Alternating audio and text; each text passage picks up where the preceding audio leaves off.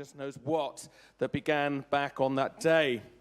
And I myself have been involved with the 9/11 Truth movement down in Sussex, and there's lots of people I know who are at this event who have various connections to wanting to know what's really been going on. Now, Ian Henshall is an investigative journalist, and he has authored and co-authored 2 books now looking at 9/11 and questioning the official account. So it's really good to have Ian here today, and he is going to run you through the latest thinking on 9/11. So I give you Mr. Ian Henshall.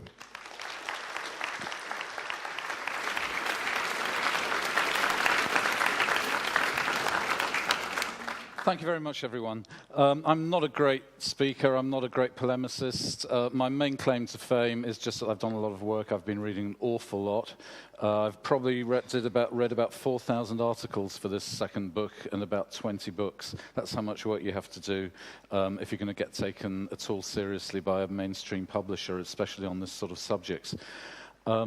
People ask me, you know, who am I to do all this? Well, I just did the work, basically, and I didn't have any existing career in corporate journalism to worry about. And when you look at the people, you know, who do try to raise this thing from the corporate end, you can see why they don't bother to, because they tend to have their career ruined. I'd just like to start with a quote from a guy called Daniel Ellsberg. Some people here may remember him. He was a Pentagon mole who leaked the history of the Vietnam War, the secret history of the Vietnam War, to the American public. He was a huge cause célèbre as the Vietnam War ground to an end in 1974.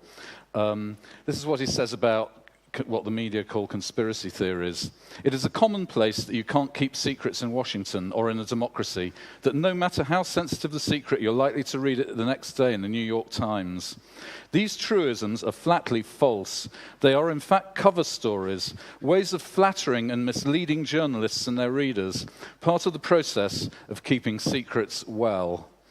But now in the days of the internet, it is harder to keep secrets, but it's also harder to produce the credibility which people who are still beguiled, and all of us are a little bit beguiled by the corporate media, even if we think we aren't, to produce the sort of evidence and the quality of argument which will convince those sort of people. Now, a lot of people here have probably made up their minds. I think you'd be right to. 9/11 was an inside job, end of story. But if we're going to address the people who do still believe what they see in the corporate media, who aren't perhaps very well informed, who are perhaps very frightened of thinking that their own leaders would, you know, not only murder Iraqis, which that some people don't have too much trouble over, but also murder ourselves, their own subjects, then, you know, we need to get a little bit more refined. So I'm really talking here from the point of view of what you might want to say to somebody who doesn't think 9/11 was an inside job, or what you might want to say to your MP, or in a letter to the paper, or whatever. Because I think we will get the media come over onto our side, possibly when it's too late to do much about it. But, you know, let's not be too pessimistic. They're wobbling badly at the moment. They've got a terrible trouble with the war. They've been printing dollars like there's no tomorrow. I've got a very sort of 1974 feeling about this. And lo and behold, who's just about to come into power but Zbig Brzezinski, the guy who they brought in 74 to wind down the Vietnam War and to get them out of trouble and to get kicked around a bit by the media prior to the new warmonger who came in later. Let's hope that doesn't happen again. So basically, the question that people ask me is, what are the killer facts? And against that, you know, the 9/11 skeptics tend to say, well, it's more like an elephant in a room. You can see all the little bits of it, but if you can actually deny that each bit is a part of an elephant. But when you stand back, you can see an elephant very clearly. So we don't like to talk too much about killer facts, but more about the accumulation of suspicious coincidences and impossibilities in the official story. However, there are some killer facts, and I'll point out that I've got little asterisks beside them on my notes here, and I'll go through them I hope I'll point them out to you as we go through. There's 2 types of evidence about 9/11. There's the paper trail evidence, which is basically, you know, the boring stuff. It doesn't go on well on the internet at all. But you know, you've got to go through reading every footnote of the 9/11 report. You've got to read the various memoirs of the officials who are concerned, who of course are all trying to make a buck by bringing out their memoirs, and they've got to put something interesting in. So quite often you get some quite interesting little snippets in the memoirs. And then you've got, you know, the physical evidence. Oh my goodness, there doesn't seem to be a big enough hole in the Pentagon Pentagon wall. Must have been a cruise missile that hit the Pentagon. Those towers look as if they're exploding. Maybe there were explosives put in the towers to bring them down quickly, bring them down vertically so that they didn't cause too much damage. Those are the two sort of sides of the evidence. And I'm personally more of a paper trail person. And what I would advise is, let's not overstate our case. Let's understate our case. Let's just say the collapse of the towers looks suspicious and needs an explanation which hasn't yet appeared. You know, I think that's wiser if you're talking to establishment-minded people than to say that obviously they were demolished by controlled demolition. I mean, it's obvious to some people, it's not obvious to others. And unless you're a top engineer, you know, then why should they take your opinion for it? So, you know, on the populist level, I welcome people going around whipping up all those sort of concerns. But, you know, let's not overstate our position there. That's my advice. So the evidence we're going to see is the evidence of the timing, the suspicious coincidences, the physical evidence, which is telling, and the paper trail evidence. So, I mean, I think probably most people here don't need this little section which heads why we're still talking about 9/11. Most people here, I think, are intelligent enough and have got long enough memories to realize that 9/11 was the turning point. That was what inaugurated the war without end, and, you know, Cheney called it that, not me. I mean, who would have thought that they would have the temerity to talk about a war without end? But of course, you know, when something like 9/11's just happened, you can pretty much get any idea into the public discourse and make it stick if the media are on your side. So the reason that we're still talking about 9/11 is because it's the big one.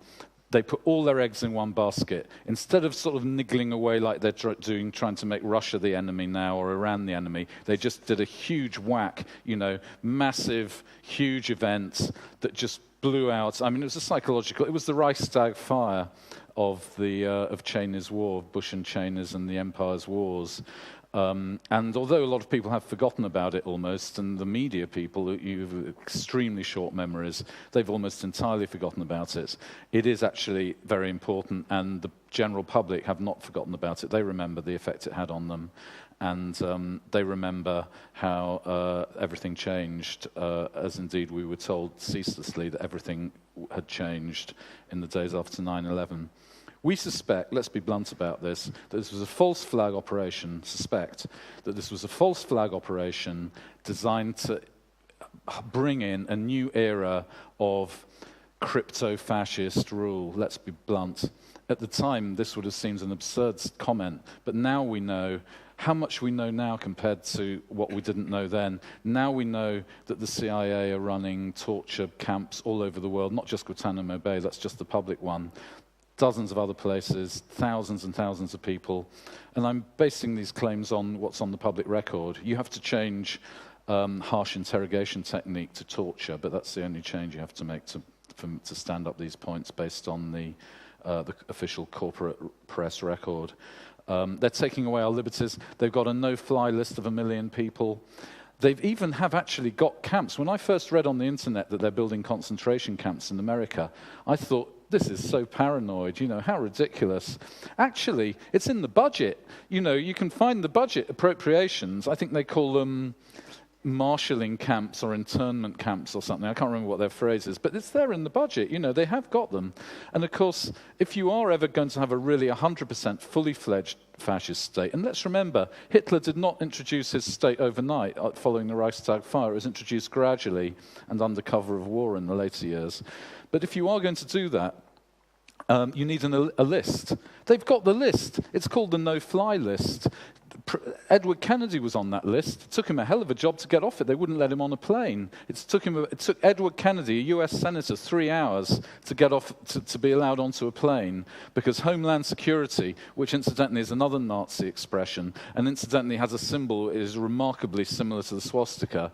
Anyway, I don't want to go too far down that line, but I think anybody who's very, very worried that they actually do want to introduce some sort of a Nazi regime, you know, is not entirely paranoid. So that's what it's all about.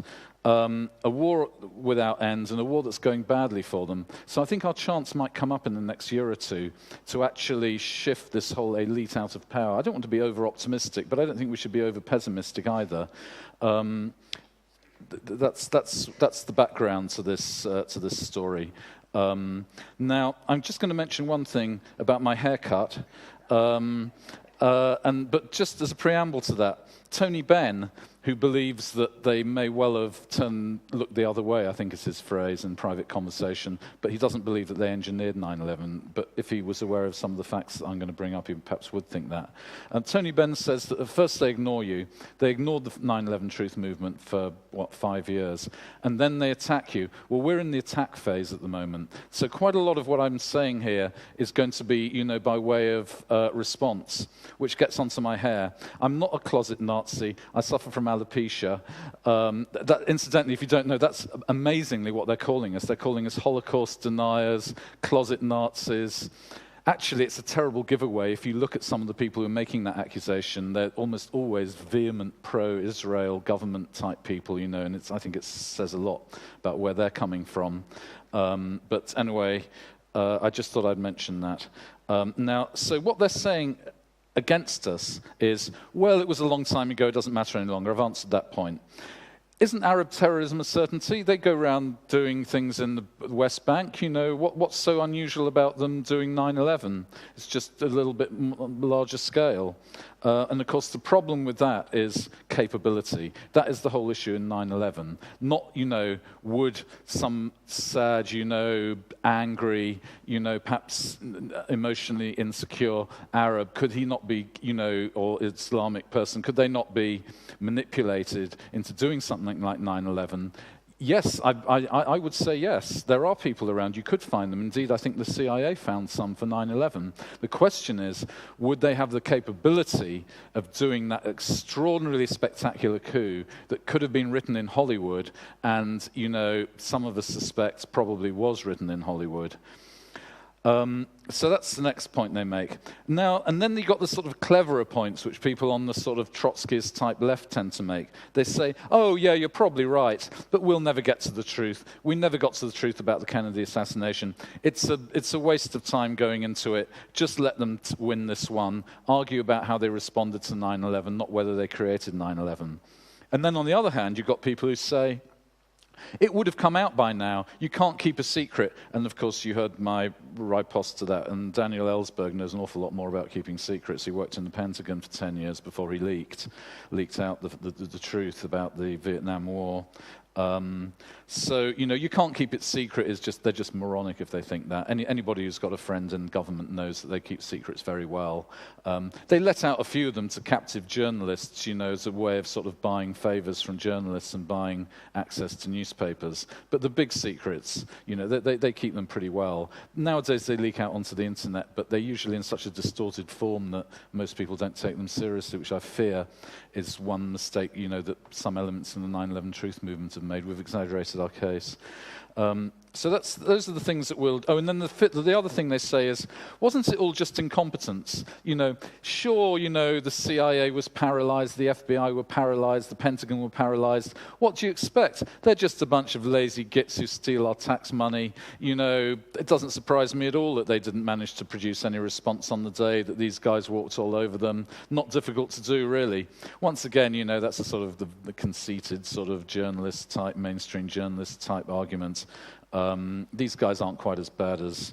They like to come up with their stories, but as Daniel Ellsberg says, it's part of the flattery. They flatter people with this idea that you, the TV watcher, are much cleverer than we are. It's not true. They've got very clever people working for them and people who can keep secrets. So I'd just now like to go through the history of the war on terror. Not because this proves anything, it doesn't prove, it might have just been lucky 9/11, but it does fit amazingly comfortably into the sort of history of what you might call the American empire. I think that's a bit unfair, actually. I think we're very much part of the American empire, and so is Europe. But, for the sake of shorthand, I might slip into calling it the American empire. It'd be better to call it the empire, the democratic empire. The British Empire was the Christian empire. And, no offense to Christians, I'm an agnostic Christian myself, but basically Christianity was used, to further our empire. And a lot of dupes like my granddad went out and, thought they were missionaries, but really they were just handmaidens of empire. And now it's democracy, another good thing, capital letters, good thing, and makes it harder to argue against. Empires always have a justification, you know, not perhaps the very ancient ones where they just chopped everybody's head off and stuck them on spikes. But, you know, since those days, I mean, Rome offered peace. You know, the empires always have a good side, or at least, you know, their patter. And the patter of this empire is democracy. Don't believe it. They don't want that sort of democracy at all. Any real democracy they overthrow as fast as they can. They want what they call a guided democracy, and that's not democracy at all. That's what we've got here, for instance. So I'd just like to start off at the end of the Cold War. The CIA features a lot in this little talk of mine. At the end of the Cold War, the CIA absolutely refused to acknowledge it. They said, you know, Russia, it's all a con trick by Russia. They're still secret communists. And in the end, the CIA got completely... you know, they became a laughing stock for saying that. No, the line just wouldn't stick at all, especially not after Russia fell altogether and the Berlin Wall collapsed. But it's interesting to see how hard the CIA will try to plow their furrow. Well, then it all changed, and the new enemy was terrorism. We didn't quite know it. It began to leak out in the sort of opinion pieces and the more, you know, upmarket corporate sort of tracts. But right away, they were looking at terrorism as being the next big enemy. And of course, you know, what should show up but the 1993 attack on the World Trade Center, which, you know, failed. What a disaster that was, because the guy who's accused of masterminding the 9/11 attacks, the guy called Khalid Sheikh Mohammed. Well, there was a similar guy in 1993 who was called Ayman, was his surname, I forget his Christian name. But Ayman was a lot brighter than the FBI. He wired himself up, and so that he couldn't be made to take the fall for it, because he'd got the FBI agents briefing him on, you know, how to help organize it, you know, where to put the explosives, things like that. So, oh my goodness, as soon as it turned out that a man had stitched them up, I think he's a rich man now, you know, they're not, you know, they're generous, you know, when to get themselves out of trouble. I think he got a couple of £1 million settlement. Whether he's still alive or not, I'm not sure. Wouldn't be surprised if he's not. And of course, the people who are now boasting of having organized, the Islamic people, who probably did think they were organizing, they probably didn't realize who was pulling the strings behind them. They were defended by a very famous lawyer called William Kunstler, who's a huge, you know, very, very eminent guy. He goes back to the Vietnam days. He was, you know, one of the great radicals, one of the great left-wingers on the American scene. And it's particularly sickening now to hear, you know, orthodox leftists saying that there aren't any leftists in the 9/11 truth movement. I mean, I'm one to start off with. But, you know, William Kunstler, he's dead now, he was old even then. He said this is an inside job, the FBI organized it, and that's why there's so much support for the 9/11 truth movement in New York City, because a lot of them remember that, and a lot of them remember that what the truth was behind the 1993 attack. Or I'd say the truth, you know, these things are always murky, you know, but what looks pretty much on balance to be the case over 1993. Definitely the FBI were closely involved with those plotters before the attack happened. You can say that beyond any doubt. So I think the conclusion they drew from that is that, you know, if they were going to try something, it would be very well planned, it would be big, and, you know, they don't want to have to do this too many times. Or actually, I should have mentioned that next, because then the next thing that happened was the Oklahoma bomb. They had a suspect. The British arrested the ringleader of the Oklahoma bombing, an Islamic guy. It was all over the papers until the FBI caught Timothy McVeigh, and then it vanished. That you'd never know that they were trying to stitch up. If you read the media now, you would never know that they were trying to stitch up the Islamic world for the Oklahoma bombing. And I just think it's amazing that the British actually arrested somebody in London, and then everybody totally forgot about it. So Timothy McVeigh, you know, was the guy who allegedly was the sort of lone nut behind the Oklahoma bombing. A lot of people said there were much too much damage from explosives for his truck bomb to have done that. I haven't looked into that. Gore Vidal, who's a very eminent American commentator, I'm sure most of you have heard of him, who's one of the first 9/11 skeptics. He was so suspicious he actually went and watched Timothy McVeigh getting electrocuted. And, you know, it is odd that he somehow never talked or maybe he was told right up until the very last minute that he was going to be secretly, escaped, or maybe they had some sort of con trick which fooled people into thinking he had been murdered when he hadn't. He had been killed in the electric chair when he hadn't. There is a case in the history of the Special Operations Executive from the Second World War where they got rid of somebody who was one of their agents, and they managed to persuade him not to talk with the promise that there was an escape plan. He was going to escape hours before his execution. Of course, he never escaped. The plan was just a fake to keep him from talking. Maybe they did something like that with Timothy McVeigh, I don't know. So there we are.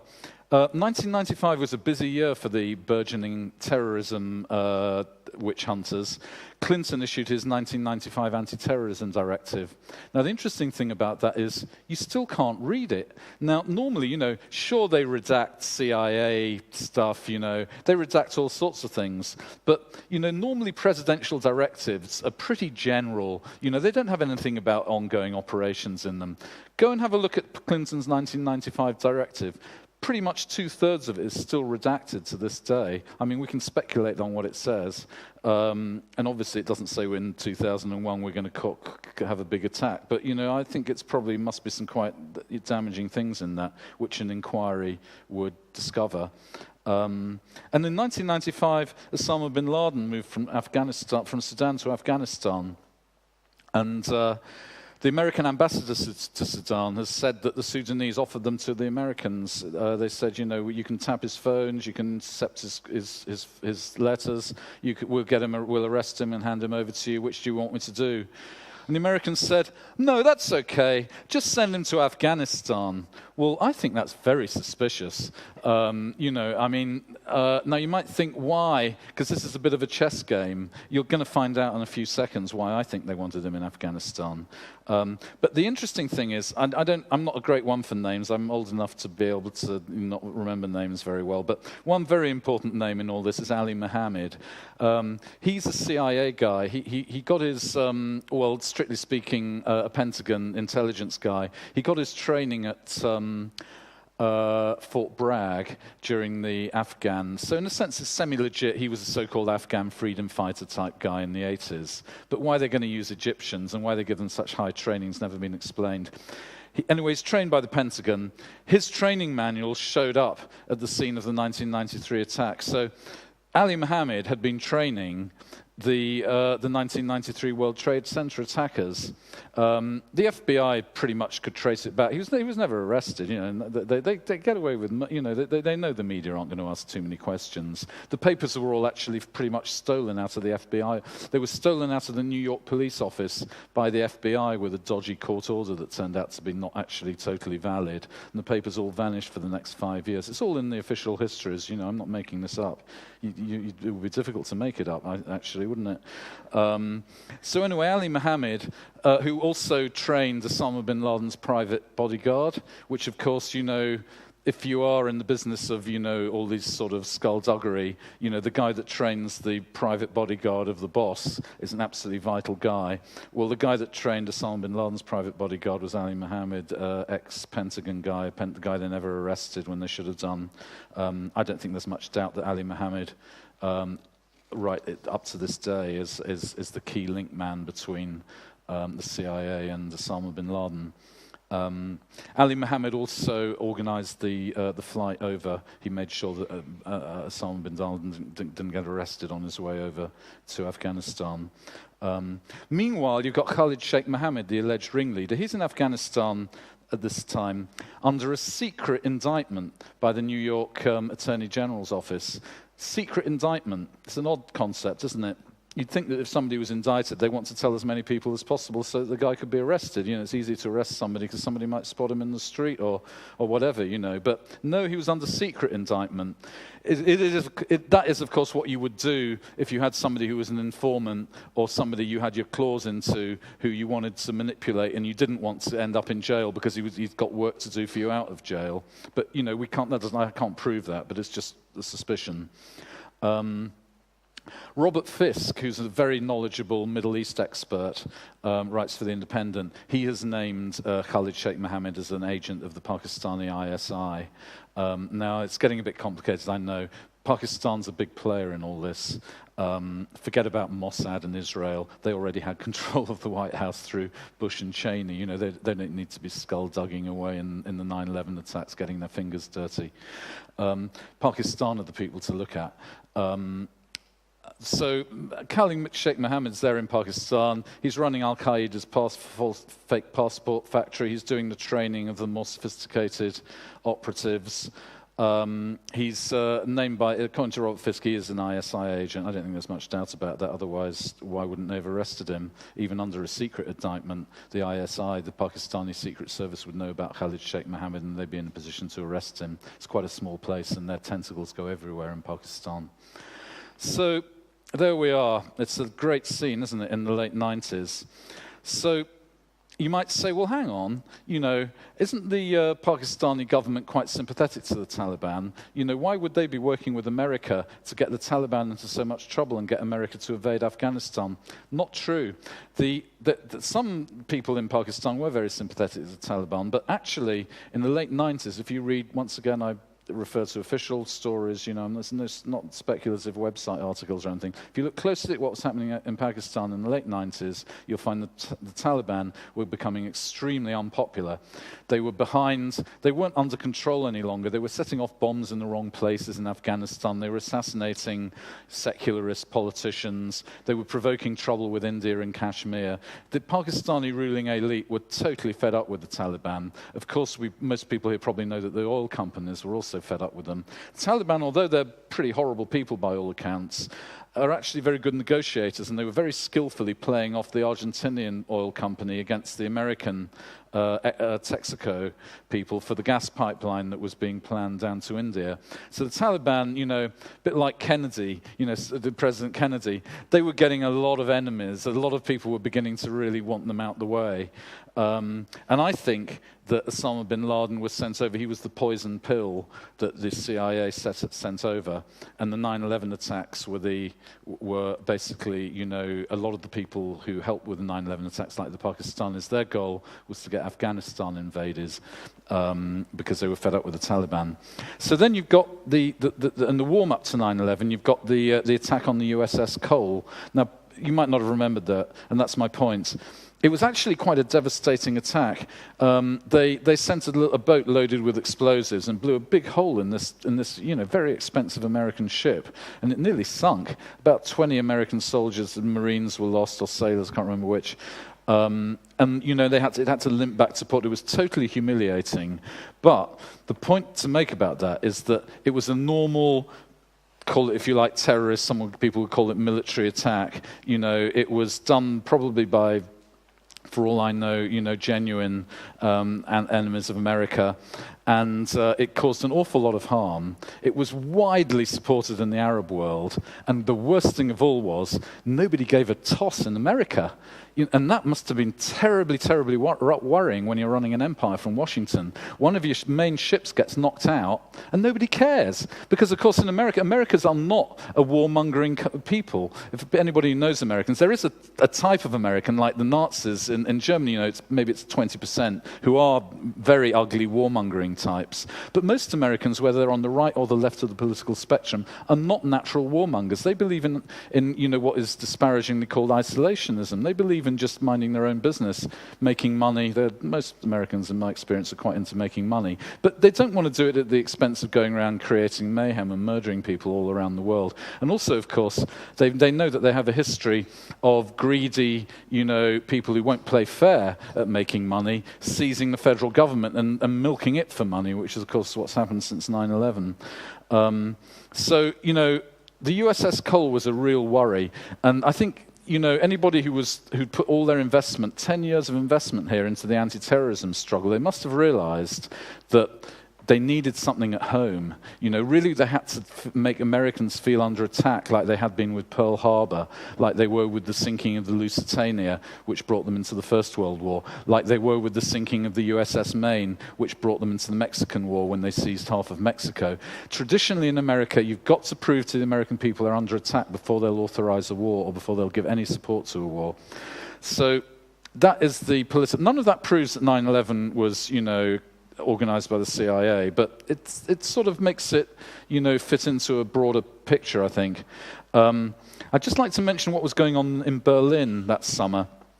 The CIA guy there, the head of the CIA station in Berlin was David Edger. He was an expert in the use of violence to overthrow governments and for political coups. He was actually in the CIA office in Chile in 1973 when President Allende was overthrown, and the date of that was September the 11th. I think that's one of those little jokes they like to tell people just to sort of wave two fingers at people like us who are suspicious. Say, look, we can get away with it. Look, we can even make it so obvious we've chosen the same day. Same guy, same day. He's admitted, by the way, in private, in semi-public. He's on video. I'm not sure if he's on video, but he's been quoted reliably, I think, as saying that they did know about Mohammed Atta and the alleged Hamburg cell, who, of course, are accused of organizing the 9/11 attacks. So, just to go back to those questions, it was all a long time ago. Not when you're in the war business. Arab terrorism, isn't it true? Yes, but it's got to be big to get Americans interested. And so far, the big word is capability. That's the word to remember. Because with the coal, what they did, they just pushed the boat out, sort of literally paddled it out, blew it up, That is the level that Arab terrorism has always been on before and after 9/11. In fact, the first time they tried to blow up the USS Cole, the boat was overloaded with explosives and it sunk. They couldn't even manage to get a boat. I don't want to be disparaging, but most of the Islamic people who are into terrorism are the less well-educated, perhaps less intelligent people. Unlike what we're told by the media, they're all fiendish, sort of clever people, all plotting to sort of destroy our way of life. Rubbish, So these guys, the best they could do was on their second attempt put a hole in the USS Cole, and of course, they also needed to raise the possibility that a state could have, because they were planning to invade Iraq, that a state, might team up with terrorists. It's quite a clever idea, this. I think, to be fair, they haven't been given enough credit for it. Is that, somebody like Saddam Hussein, some enemy of America, might say, gee, guys, if you don't do what we want, you won't see our fingerprints anywhere on this, but somehow you're going to find a terrorist group with one of our bits of nuclear,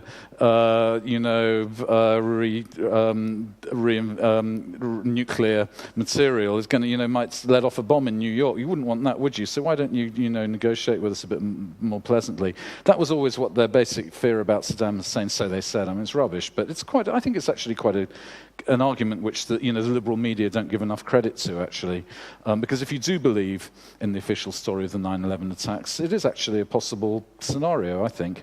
So, they had to say that it had to be big. It had to be something that a state could do. And of course, straight after 9/11, a lot of people who weren't quite reading off the right hymn sheet said, there must have been a state behind this. They were trying to get Iraq blamed there and then. But of course, you can imagine what went on behind the scenes. Don't say that. It was the CIA, even the blooming media might see through it. Don't say a state, say it's lone terrorists. And it was only about 18 months later that they started saying that a state, i.e. Iraq, might be behind some future thing like 9/11. But of course, anybody in the know, I would contend, and I can't prove this, but, from what I hear, anybody in the know in intelligence agencies, looking at 9/11 would have thought, trying to tell us that a bunch of, amateurs pulled that off, this was difficult to do, So I think a lot of people did realize from day one that there was a state behind it, but they all had something to gain. Basically, the deal was, you come in with our story about 9/11. Putin had just done something similar in Russia with, his collapsing tower blocks, which got him up from 10% popularity to 90% popularity and started a ghastly war in Chechnya. The media comment on that, actually. They question that. That's not a conspiracy theory. That's justified speculation. So you got Putin, the deal to pretty much the whole of the rest of the world is these bastards are sitting on pretty much our whole oil supply and they're going to start rationing it and force the price up. We'll all cut you in on it. Even France, initially, Britain, certainly very much so. We were just running out of oil. We didn't have any nuclear power stations. So, basically the deal was and this is why it was kept, nobody did speak out against the 9/11 attacks in the time from the government end. Basically, it was just a bullying operation. We'll just gang up on these Arab terrorists. Even the Arab regimes don't like them much, particularly the Arab regimes don't like them much. So the last question was, an inquiry wouldn't get anywhere. Well, I don't think that's right. I mean, you've already seen how much, if you compare it, for instance, to the Kennedy assassination, which people always do, there was never a clear link between the Kennedy assassination and anything political. Nowadays, they're saying, that Kennedy would have stopped the Vietnam War. I think that might be true, but it wasn't at all clear to anybody at the time. It's clear now that 9/11 has been pretty much the only thing behind this war. So it is very obviously relevant, unlike the Kennedy assassination. Also, we have undermined the 9/11 myth quite a lot. If it hadn't been for the 9/11 truth movement, anybody who watches TV, it would be wall to wall every 11th of September. It would be extended hour-long TV broadcasts, weeping relatives, the whole caboodle. It's pretty blooming restrained nowadays. They know that they lie. They know they fail to take the truth. Even the most brazen corporate news editor feels pretty uncomfortable poisoning the well of his alleged veracity or her alleged veracity by putting out a story, irritatingly ad nauseam, where they know that a third of their viewers don't believe it. So we've had a few achievements already, I think. But also, I think, there is a chance of radical change. The war's failing. They've been printing dollars much too much. China has been so greedy. The money they've taken out of Iraq. Once again, this is all on the public record. The billions and billions, I think, proven now of dollars taken out, filched from Iraq. And, they've gone to Halliburton, they've gone to Cheney's companies. Cheney goes around making these total lies that he has no contacts with Halliburton any longer. It's provably false. He's got a paper trail, the absolutely clear paper trail back to Halliburton, and Halliburton's a company that's been getting semi-legally been getting money out of Iraq. So that, I think we actually could get somewhere. I'm not asking everybody to jump on this particular bandwagon, but I think it's worth, mentioning to people that the 9/11 story isn't true, because it could get us somewhere, even though it's so long after the time. But the main point that's different from the Kennedy assassination is the wealth of evidence, the wealth of the elephant in the room, the outline of that elephant. The FBI said they'd failed to join the dots when everybody said, well, why didn't you act on any of these warnings? And that is the point, There are an awful lot of dots which all do go into that shape of an elephant. And I'm just going to quickly run through some of them. We now know that the first thing that the Bush National Security Council, which is their equivalent to the cabinet, discussed on reaching power, was a very detailed plan to invade Iraq. Not just sort of, oh, gee, guys, we'd quite like to invade Iraq sometime. Detailed plans. These are important people in important meetings, and they don't last long. And we know from Paul O'Neill, who's a very interesting character, actually, a maverick Treasury Secretary. He split from them and wrote his memoirs. He was in the room. He said, I couldn't believe my eyes, he said, when in our first meeting, obviously these guys had been briefed on it. I didn't know anything about it. They had Tenet there, the head of the CIA, who was undoubtedly one of the people who would have organized the 9/11 attacks if anybody in the CIA did. Tenet was there with his very detailed plans for the invasion of Iraq. And, I couldn't understand why they were talking about it. And this is deadly information, because they've always said that the only thing that made the invasion of Iraq possible was the 9/11 attacks. Well, they hadn't happened yet. But they were discussing in detail the invasion of Iraq. I think that's very suspicious. I think that's a sort of suspicious coincidence, which politically savvy people in the corporate world would also be very suspicious about if they knew it, but most of them haven't noticed that. And then you got the warnings all summer, which we now know, in the 9/11 Commission report. Warnings all summer. Foreign intelligence agencies, hey, we've picked up news, you're going to be hit big. They didn't always say it would be in America, but they did say you're going to be hit big, and it might be in America. The warnings are all different, but they all added up to what is now admitted as being a major, major panic. Why didn't they tell the public about it? You've got a bunch of people who are... terrorism is the grist to their mill. They were very annoyed about the Cole attack. We know that from the cabinet discussions that have come out and been published since. why not warn the public? Why not make hay out of it if there's going to be a terrorist attack? Well, I can think of one reason, because maybe some FBI guy on the ground might hear you saying that on the TV and wonder why he's being ordered by his boss to shelve his investigation into a bunch of terrorists that he's just discovered who are planning to run planes into the World Trade Center. Now, I said you couldn't make it up, could you? That is precisely what was happening. They arrested a terrorist, alleged terrorist, planning to run planes into the World Trade Center, who was linked to the alleged hijackers, and they were told, on no account must you open his laptop, on no account will we give you a warrant to investigate this guy, just shut up. And they sent 60 memos from that FBI office up to headquarters. They went round the back of headquarters and spoke to the CIA. Every time they were told to shut up. Maybe it was incompetence. Maybe it was the CIA, just being in competition with the FBI. Pity they weren't doing anything either. They were ignoring everything. They knew about the terrorist summit. It was wired by the National Security Agency. What is now described as the 9/11 hijack summit in Kuala Lumpur was under full surveillance. They were reporting back to the White House. So, oh no, they knew something was going to happen. And it wasn't just one FBI office. It was 3 or 4 totally different FBI offices. They didn't know. If they'd even just talked to themselves, then, maybe they would have gone public and it never would have happened.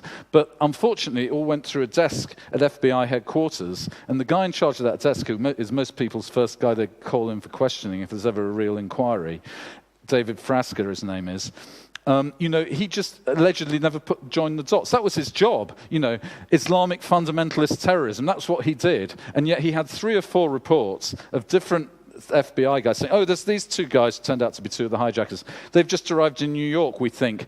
Could you tell us any more about them? CIA wouldn't tell them. They nearly had a punch-up between the FBI and the CIA over that one when the CIA refused to give them any information about 2 known terrorists who 2 weeks later were to allegedly run the planes into the World Trade Center. So, there is a massive paper trail showing what, you'd really have to think these guys were so...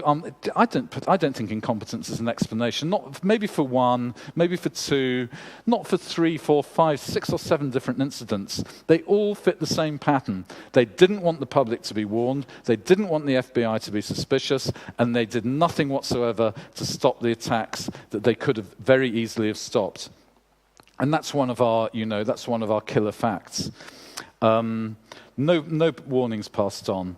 Another little interesting thing, not a killer fact, but an interesting coincidence, head of Saudi intelligence, and of course most of the actual real hijackers, the ones who were called the muscle hijackers, were Saudis, and they should never have been allowed into the States. That was another failing by the CIA. Guys who couldn't write, didn't put their right addresses on their forms, all allowed, just waved into the United States. Couple of weeks before 9/11, who should resign quietly? He's been in the job 20 years, head of Saudi intelligence. Went on to be ambassador to London. Pretty useful spot if you're, wanting to make sure that everything still stays together. So I think that's very suspicious. Another odd little coincidence, major FBI raid. They're not interested in the real terrorists or what we now take to be the real terrorists. They raid the Arab websites. Turns out lots of Arab websites are being hosted in Texas. I think it's 7 days before 9/11, 3 days before 9/11. Big FBI raid closes them all down. Well, of course, once again, it might be a coincidence, but it is, of course, what you would want to do if you wanted to make sure that no suspicions went around the world too fast. The sort of guys who might spot it, the guys on the web, all knocked out. The Taliban are being overtly threatened, a carpet of gold or a carpet of bombs. That was what American diplomats were saying to the Taliban in the summer of 2000. So, obviously, in summer of 2001. So, obviously, that's once again, it's almost as if they knew something was going to happen, isn't it? Israel, terribly unpopular. Israel, if you remember, it was becoming increasingly clear that Israel had no intention of abiding by the Oslo Accords. Bush and co., they'd learnt their lesson about crossing Israel. Senior Bush, to his credit, actually tried to impose a peace settlement on the Middle East. What should happen? But Clinton appeared. We all thought Clinton was great, didn't we? But actually, he was pretty much very, very huge amounts of pro-Israel money behind Clinton.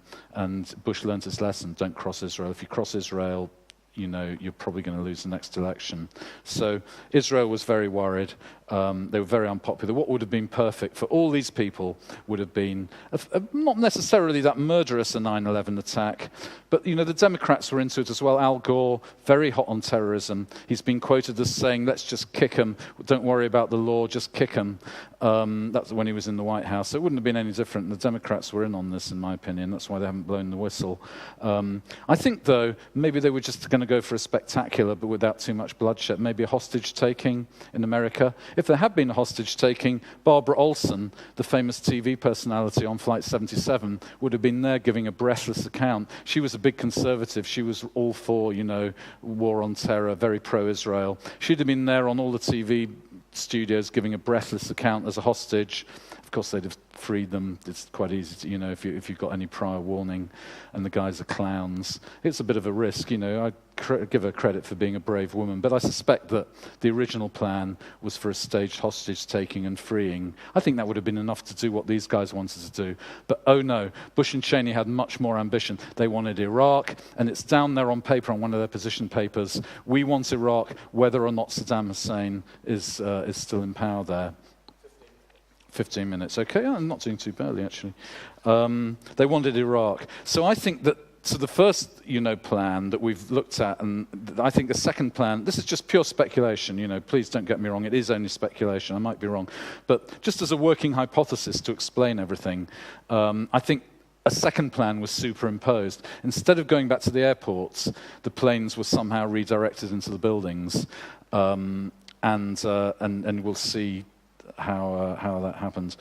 So, and then we had the Anthrax after the 9/11 attacks. Let's not forget the Anthrax attacks, which were designed to be blamed on Arab terrorists, but actually came out of American military anthrax supplies. I think they just made a mistake. These guys aren't perfect. They know the media are going to help cover it up anyway, so they don't have to be perfect. What they didn't know was that the biochemists could identify the anthrax by its DNA signature. And, all the media was going for the Arab fundamentalist explanation. And then these pesky biochemists got up and said, well, we can prove it came out of one of their bioweapon establishments. So that's interesting. And then, of course, the recession kicked in within a week of 9/11. Hundreds of thousands of jobs lost. It's all because of 9/11, of course, nothing to do with the recession. And then, of course, they printed dollars on what's known as war Keynesianism, military Keynesianism. The only time you're allowed to print money and give it away is to the military. You're not allowed to give it to the poor, because they might start getting uppity. Military Keynesianism kicks in to get them out of the recession. The recession is all blamed on Al-Qaeda. And now we're back to where we were in 1974 when the dollar was worth, when an ounce of gold was 35 to the dollar, and now it's $1,000 an ounce. And it's worth thinking about that if you've got a mathematical turn of mind. So we've got our two-stage plan. Now let's look at the events of the day. Now for a lot of people, it's all about the events of the day. It's been rehearsed pretty thoroughly on the internet. My advice is don't jump to conclusions. The hole in the Pentagon wall. Oh, there's the bit of evidence. That's the only bit of evidence they ever produced of a plane crash. That's where it hit the Pentagon. This is good, actually. Very suspicious. That's the most suspicious thing about the Pentagon attack, actually, is that it hit. If they'd hit that front bit, they might have hit Rumsfeld. That's where the top brass live. But, good old Al-Qaeda, they can be relied on for some things. They hit an empty wall in an empty... And the only guys, funnily enough, were the accountants whose job it was to trace the money that was missing from the Pentagon's budget over the last 10 years. I'm not exaggerating. This is all on the record. But the important thing about, and I just like to go for this Pentagon issue, because a lot of people will say, it was definitely a cruise missile. I've seen the pictures of the Pentagon afterwards. Couldn't have been an airliner that hit it. Don't jump to conclusions is my advice. What you can definitely say about the Pentagon is that now we've seen a couple of videos, very poor quality videos. They don't show you what did hit the Pentagon, but what they do show is that whatever it was came at ground level, at full speed, 500 approximately miles an hour, 16 foot above the ground. Now, there's just one thing you can say without any doubt whatsoever about the Pentagon attack. Ian Henshall could not have been flying that plane. It's very doubtful whether anybody could have been flying that plane, but maybe somebody could have been. Certainly, possibly a remote guy in a remote control console who was a skilled fighter pilot, or maybe with a homing beacon in that empty part of the Pentagon. That's possible. Maybe, with a very skilled pilot. I don't think anybody's ever tried to fly a passenger jet at full speed, 16 foot above the ground. So, if you ask your pilot friends how doable is it, they all assumed at the time, as per the false press report, that it had just dived in and, come in from quite a height. But that's not true. It hadn't. It must have come along the ground, if whatever it was. It might have been a cruise missile, but that's speculative. Much better to keep to the things we can be sure about. Henshall, incidentally, was not on the initial list of people. I think they had another screw up. They had 3 pilots on flight 11 and no pilots on flight 77. So obviously, something had gone a little bit wrong there, and it took them a few hours of sort of working it out. And then they said, "Oh, it was Henshall." And why didn't you? Why wasn't he on the list of initial suspects? He wasn't on the manifest. Somehow he got onto the plane without the manifest, without being on the flight manifest. But we figured out it was Henshall on the plane. Well, interesting. You can go to the debunking sites which say, the official story. People like me are just loony conspiracy theorists. We just make things up, And to prove it, here's the flight manifest for Flight 77. And on the so-called leaked flight manifest for Flight 77, which you'll notice nobody has taken ownership of officially, but it looks very credible. There's Henshall, clear as daylight. Henshall right up there in seat number 1A or 1E or something. So, we know that so-called flight manifest, which, all the complacent believers in the official story shows, what idiots we all are. Actually, it shows what idiots they are, because they haven't even read the press reports of that day, which have him as not being on the flight manifest. So just a little detail there. I think Flight 77 is the weakest part. People talk about the towers in New York coming down. It's not that obvious. Believe me, I've got a maths degree. Weird things can happen in nature. Very weird things. Ball lightning can look just like it's a flying saucer. I would not rely on the argument that the towers are brought down by explosives. If you do want to go down that line, the interesting thing is that 2 of the experts who were brought in by the government, and of course they were dropped from the subsequent inquiries, both reported signs of vaporization on the steel sections. Now that can't be a fire, that can't be a kerosene fire. So, that to my mind is the most reliable evidence that the towers were brought down by explosives. 2 experts since ignored, both independently reported in the corporate media, we saw vaporized steel. So of course the BBC went out and they got an expert to say that the fires had been so hot the steel all melted, which they now call a conspiracy theory, because they're now saying the steel didn't melt, it all broke down. It's a crazy business, but just don't believe what you see on the BBC. They've still got the article up by some expert. I don't know what sort of expert he actually is. They wrote it the day after, a couple of days afterwards. And now they're saying that only conspiracy theorists say that. So at least they left the article up, I suppose, to their credit. They could have taken it down if they'd been more thorough. Flight 77's the one. That's the one the Pentagon really needed to distract attention from them, so that everybody could say, "Oh, we wouldn't have bombed our own Pentagon." That's the dodgy one. That's the one they've got to get right. They don't want it hitting the wrong. It doesn't really matter if the planes in New York hit the wrong buildings. Who cares? All their friends have been tipped off. You'd be amazed who didn't go into the World Trade Center that morning. The owner cancelled the meeting. He was running late. Owner's daughter running late, cancelled the meeting. Lots of people.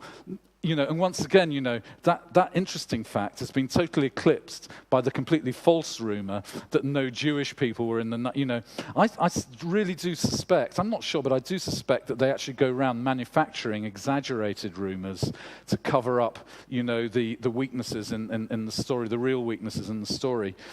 No, I think it was the Pentagon and Flight 77. And if anybody's interested in sort of black research and space beams, they've been coming into the 9/11 truth movement lately, and those of us who are trying to address the establishment, are getting a bit fed up with it, because I don't think they'd test run a new space beam weapon in such a sensitive time as the 9/11 attack. Supposing it doesn't work, wouldn't they want to test it somewhere else first? I don't know. It just seems very unlikely, but it certainly doesn't do any good for our credibility at all. But if you are interested in that, take a look at the people on Flight 77. You've got, and his name's unfortunately slipped my mind. There's a physicist, a top physicist on Flight 77, who is an expert he's a global expert on string theory, which is basically if we ever do discover secret energy sources, it will come through rewriting relativity and quantum theory, and that's what string theory is all about. He was the top guy in string theory. He vanished in about 1980 and spent the next 21 years as a team, running a team of 100 people in the Pentagon on a completely secret project that no word has ever leaked out about. Now, if you're looking for sort of interesting sci-fi angles to 9/11, take a look at that scientist. I couldn't believe it when I read his obituary in Physics Today. That was just the bit they could let out. We don't know what he was doing for the last 20 years, but we know he was rewriting relativity before that. 5 minutes. Okay, well, this is going quite good. I've pretty much finished, actually. A few more killer facts. It's not just Henshall who couldn't have flown the planes. Very difficult to fly planes under those conditions. As Musharraf said, the president of Egypt, he said, at the time, he said, I'm very skeptical of this story. Of course, he'd fallen into line since. He said, I'm very skeptical of this story. I'm, as an ex-fighter pilot, those buildings, talking about the towers, they'd have looked like pencils. It's like trying to hit a pencil. And what happens if there's a side wind? What happens if there's, convection currents? What happens if there's a mist that day? Maybe it would have failed, but it's very, very dodgy, the whole idea of anybody who isn't a very highly skilled pilot flying those planes. There is, though, we know they were practicing remote control of planes that summer because, once again, it's on the record. You've got to dig deep, but you'll find that Raytheon, a US arms company, were actually doing actual tests. That they were running remote control Boeing 727s that summer. And so how odd that when after 9/11 they said, oh, well, maybe we'll have to look into the remote control of aircraft in the distant future. Quotes from the New York Times. Why did they put in the distant future when anybody could have told them they'd been doing it that summer? Call me suspicious, but I take that as a tiny little bit scintilla of suspicious evidence. 2 questions of perjury. If you're a lawyer, perjury is what you want to find, and we've got 2 fantastic examples of perjury. And this, I think, is really one of the smoking guns. George Tenet, the head of the CIA, asked by the 9/11 Commission, did you have any meetings with George Bush in August of 2001? No, sir, no. And he didn't just say no. They asked him again and again. They asked him 3 times, did you have any meetings with George Bush in August 2001? It turned out that not only did he have a meeting with George Bush, but he flew specially down to George Bush's branch to have the meeting. So we can say beyond any doubt that George Tenet has either got early onset Alzheimer's or he's a liar. And it's the things they lie about. Perjury in front of an official commission is a pretty serious step, That's going to be hanging over him for the rest of his life. Stone cold perjury. Why did he lie about that meeting? Well, there were 2 or 3 meetings. One of them, George Bush accidentally mentioned to the local press, I bet he wished he didn't, was an all-day meeting with George Tenet, just days before 9/11. An all-day meeting with George Tenet and the Joint Chiefs of Staff, the guys that failed to intercept the airliners, the guys who went AWOL on the morning, who for 20 minutes were having very important meetings when they should have been organizing the Air Force response. And I quote from the 9/11 Commission. The 9/11 Commission that didn't tell us anything more about those very important meetings, except they went on for 20 minutes, and it meant that they couldn't do anything else to stop the 9/11 attacks happening or even scramble aircraft. So that's George Tenet's perjury. And of course, within 3 days of the 9/11 attacks, George Bush had signed off George Tenet's wish list, which was basically $18 billion. It seemed a lot then. Nowadays, it's just peanuts. To relaunch the CIA operations department, complete with torture at 20 places in the world, massive, massive surveillance of the American public, all within 3 days. It was all ready. The plans were there. Maybe they're just fast. Maybe they keep these plans in the pigeonhole anyway. I think they probably do. But I think that's pretty suspicious, especially the fact that Tenet lied about the meeting. Condoleezza Rice, interestingly, also lied on oath. She said we had no warning that these attacks might happen in America. That line held for quite a long time, if you remember. And then finally, this is my last point, the August memo came out to Bush. Rice said that when she thought that memo was still going to be kept secret. But one thing the 9/11 Commission achieved was to get that memo out. And of course, everybody, in my opinion, went herring off on the wrong angle completely about it. It did show that they'd had lots of warnings, but we knew that already. The point was that the warning said that the attacks might be in New York, and they involved a likely hostage-taking. which, you know, if you remember my theory I just gave you earlier. Now, you know, I think that's why Rice vaguely knew that there was something very, very damaging in that August memo. Now, let's just think also, just to finally finish that off, and here I'm just punting out my theory, if you like. You don't have to go for it at all. Most of these facts stand on themselves as just undermining the official story. But my theory, if you remember, was the plan, the official plot was for a hostage-taking, which got, you know, quite a lot of people on board because it wasn't too murderous, you know, it was a sort of spectacular thing they do, more of a sort of psychological warfare thing. And then superimposed on it was the murderous, spectacular Hollywood blood and guts that so much smells of Cheney and the CIA operations department and the Pentagon. And, you know, but of course, once they got probably quite a lot of people, you know, complicit in plot A, you know, they might have been horrified when they saw the full extent of it, plot B, the mass murder of 3,000 Americans. But what could they do? They were complicit by then. You know, once you're complicit, you can't blow the whistle any longer. And that's why we had all these dark mutterings from the FBI.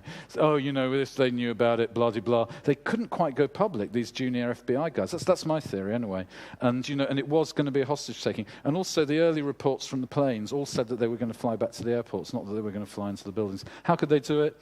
Homing beacons in the buildings, remote control takeover, Flight 77, as well as having our top scientist on it. More than 50% of the people on Flight 77 were in the aerospace industry involved in the remote control of vehicles, either satellites and satellite technology. Very narrow part of the aerospace industry, but that's what they were all in. Half the people on Flight 11. And 3 of them were senior executives from Raytheon. One of them was Barbara Olson, if you remember. Another one was, let me remember, a guy called Yamaki, whose relatives said that he's been in pretty much every black operation the Pentagon have run for 20 years. He's got a patch on his eye. He's an amazing guy. Look him up on the internet.